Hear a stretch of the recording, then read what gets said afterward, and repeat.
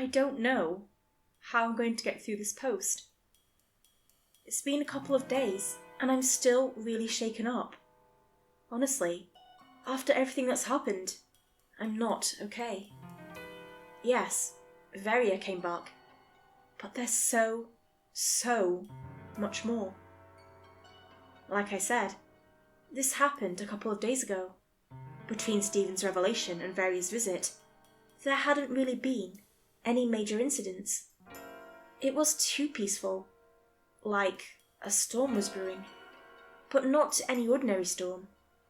No, this was a Category 5 hurricane. I think we could all sense that something was off. Tension still hadn't quite settled from Vary's previous appearance, and we were all a little on edge. The atmosphere felt strange, and I didn't like it one bit. "Hey, Stephen," I said, putting the finishing touches on Frank's espresso. "What's up?" "Do things feel..." "Hold on just a second. Frank, orders up!" Frank reluctantly slithered up to the counter. He pursed his lips as he reached for his drink. "You don't have to yell, you know. I'm right there. Everyone in the shop can hear you loud and clear." "I know, but a chance to scream at work and not get chewed out. I'll take it. And if by everyone you mean Nona, I don't think he really gives a shit." "Whatever. You have a point, I guess," Frank grumbled, turning to walk back to his seat. "You bet I do. Can I get anything else for you?" I regretted saying that the moment the words tumbled from my lips. "Come on, Carla. You know better." Frank immediately spun around, slapped a hand onto the counter, and animatedly bellowed, "Yeah, I'll take your I know. You want my fucking soul. At this point, you can have it. You just couldn't resist a chance to be corny, could you?" "It's just a joke, Carla. Jeez." "Anyway," I said, turning my attention back to Stephen. "As I was saying, does it feel weird in here to you? I dunno, like the vibes are off somehow. I can't really think of a better way to describe it. Yeah, I think you hit the nail on the head. Things have been a bit out of whack ever since Varia stopped by to pay Ivan a visit. That whole encounter was really fucking weird, right? I don't think I've ever seen Ivan so rattled by anything. Have you?" "Not at all. It was odd for sure. And keep your voice down. We don't need all hothead listening in on our conversation. But I get what you mean. It's in the air. Like something bad is coming," Stephen whispered, glancing anxiously at Ivan's office. "Right, sorry. I should have been more careful." I'd barely finished my sentence when Ivan's door burst open. Damn it. The dude is like Bloody Mary sometimes. Say his name 3 times, spin in a circle, and there he is, whether you want him to be or not. "Someone has called my name, yes?" Ivan said, grinning from ear to ear. "Nope. You must be hearing things, big guy," I retorted, returning an awkward smile. "This is strange. I could have sworn I heard correctly." No, not at all. I said, diving. Yeah, that's it. I've been practicing my swan dives lately. Right, Stephen?" He didn't respond. I switched my gaze to my boss. He was standing rigid as a board, staring at something behind me. A sense of nauseating dread suddenly washed over me. Every hair on my neck stood on end. I slowly turned towards the counter, my heart thumping furiously against my ribcage. Once I realised what, or who, they were staring at, my face went pale. Nona was standing at the counter. His ragged newspaper was tucked neatly under his arm, and that signature brown fedora shielded his face from view. Before I knew what was happening, his rough, gravelly voice assaulted my eardrums. He only uttered 2 words. "Hide now." My jaw fell open. That couldn't be good. I pointed a shaky finger at myself. "Me?" Nona nodded. "Why? What's coming?" I asked, my voice quivering. Nona didn't respond. He just ominously floated back to his seat and returned to gazing at that tattered yellow newspaper. "What the actual fuck?" I muttered, eyes glued to the mysterious entity. "Colour, into office," Ivan ordered, a slight tremble to his voice. Stephen looked at the giant and nodded. "He's right, Colour. I don't know what Nona saw, but his word shouldn't be taken lightly. Whatever is about to happen, we'll protect you." I pursed my lips. "Right. Thank you, Stephen." "I know I'm in good hands," I said, reluctantly trotting into Ivan's office. "Colour, do not open door until it's safe, okay?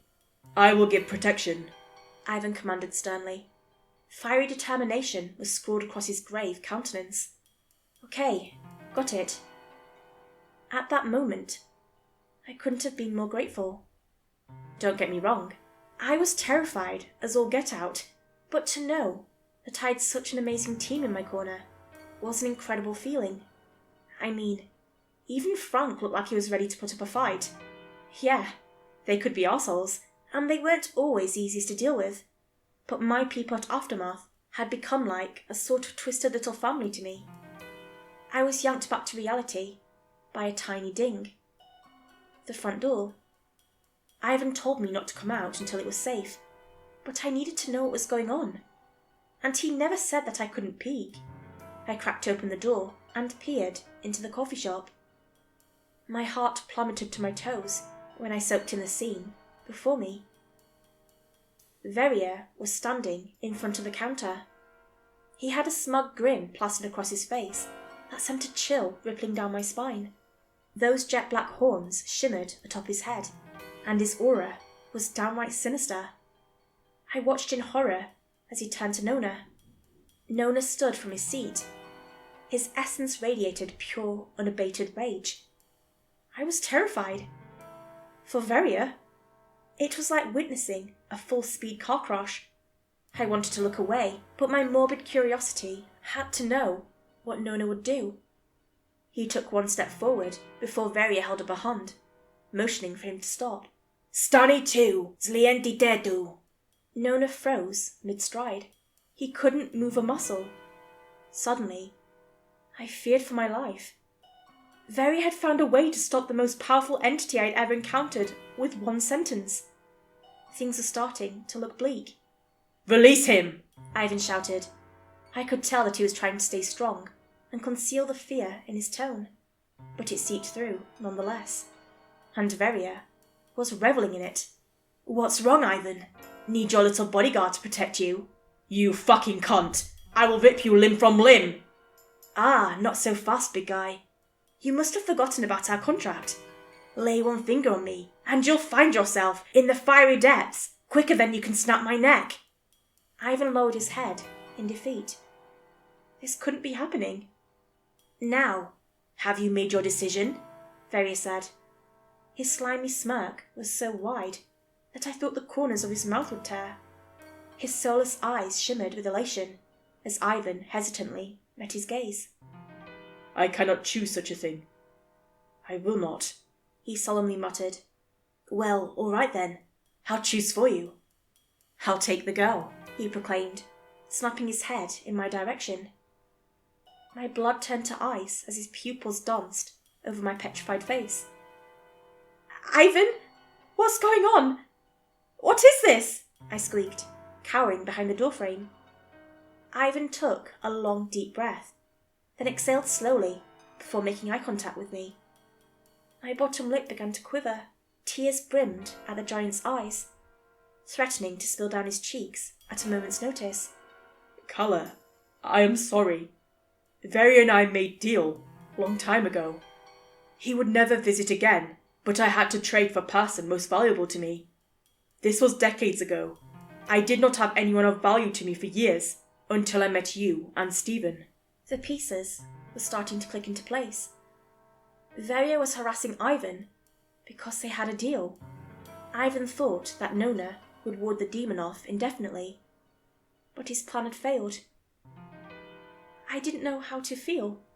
Shock, betrayal, hopelessness. All these strange and unfamiliar emotions twisted and turned within me. What could I do? There had to be some way out of this. "All right, girl. Chop chop. Let's get a move on," Verrier sang, beckoning me to join him. I bowed my head. This was the end. No. Take me. Stephen stepped forward. He wore a grave expression on his face. I couldn't just stand by and watch him do that.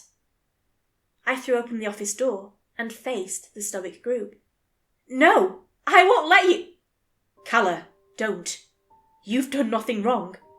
I deserve to be in hell. You of all people should know that. I'm ready, he said, turning to Verrier. That sly smile had never left his lips. The demon snapped his fingers. As you wish. Before I could react, a hole erupted in the ground. It swallowed a table and a couple of chairs before it stopped expanding. Ivan instinctively leapt back. Stephen didn't. My eyes grew wide as dozens upon dozens of grey, mangled Huns emerged from the pit, grappling aimlessly at the air. One of them found a purchase on Stephen's ankle. It brutally dragged him to the floor with a loud thump. Stephen grimaced as the hands clawed relentlessly at his exposed skin, but he fought to hide it. No! I won't let them take you! I wailed, sprinting over to Stephen and grabbing his hand. I pulled with every ounce of strength I had, to little avail. With tears in my eyes, I turned back to Ivan. Why are you just standing there? Get over here and help me! I am sorry. I cannot interfere. I was sobbing, my cheeks burning red with frustration. You have to! Please! Calla, Stephen said. He was quivering as he spoke, but through the pain, I could make something else behind his dark pupils. Acceptance. You have to let go. I won't! I can't! It doesn't have to be this way! Calla, look at me. I reluctantly met his gaze. He was smiling. Please. I'll be fine. My heart shattered for him. Even when he found himself in the devil's clutches, Stephen was managing to pull it together. For me. I fervently shook my head, tightening my grasp. But despite my efforts, I could feel him slipping. The hands dug their decrepit digits into Stephen, tearing at his clothing. They wouldn't let up. It was too much. His fingers slid from mine. I couldn't hold on. I couldn't save him. No! I shrieked, a heavy guttural scream escaping from my body. I buried my face in my hands. I couldn't stand to watch. This couldn't be real. Stephen wasn't just a co-worker. He was my best friend. I couldn't lose him. Not like that. Well, I guess we're square now, Ivan, old pal. Nice doing business with. Hey, what the? I looked up. A blinding light suddenly filled the room. I shielded my eyes as warm, golden rays flooded the coffee shop. I squinted, struggling to see, and I thought I could make out the vague outline of a humanoid figure. I turned to Stephen. The hands that had taken a hold of him were sizzling and withering away in the presence of those heavenly beams of light. They reluctantly slipped back into the safety of the pit, which was slowly closing. Stephen lay on the edge, out of harm's way. He stared, awestruck at the majestic being before us. My child, it spoke, a soothing yet firm tone drifting to our ears. I could tell that it was a woman. Your time has come. I watched as recognition swept across Stephen's countenance. Mum? Yes. Take my hand. It is time to come home. Stephen stood, tears streaming down his cheeks. He began to make his way towards the intense light. He paused when he reached me. Calla, thank you. For everything. You will always hold a special place in my heart. No. Thank you, I said, voice cracking. I'm going to meet you up there eventually. Save a spot for me, okay? He chuckled and flashed me a warm smile. I will. You have my word. I held my hand over my eyes, grinning as a steady stream of tears flowed down my cheeks.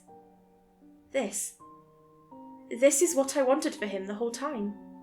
Stephen took the woman's hand in his, and they walked off, the light growing fainter as they did. The glow grew dimmer and dimmer, until eventually it was gone entirely. We all stood in silent reverie, the 5 of us, until someone ruined it. "Well, that was sweet and all, but if he's gone, that means you're coming with me," Various snarled, his eyes lighting up. "Yep, it's gonna be years upon years of torment for you. You're not even going to—" He never got to finish his self-absorbed rant. A dark mass materialized directly behind him. Nona had been set free. I turned away. I knew that I wasn't supposed to watch what came next. I didn't hear him scream.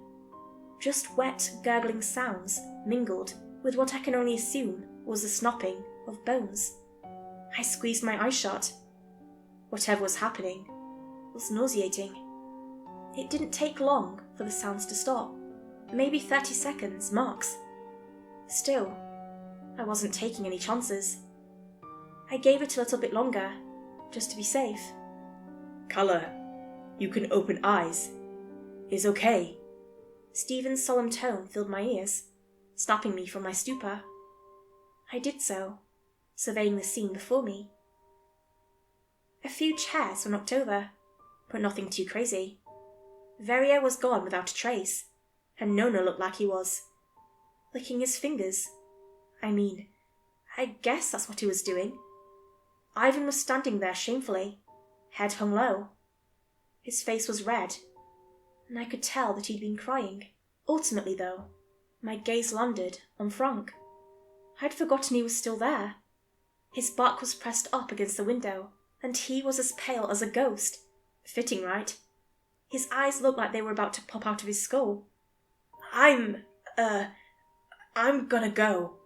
He fast-walked to the exit. He took off into a full sprint down the sidewalk the second he was out of the door. Typical Frank. I turned to Ivan. "Colour, I am sorry. It was so long ago. I did not think Veria would find a way to get you." Ivan, it's okay. You don't have to apologise. I know you didn't mean for any of this to happen.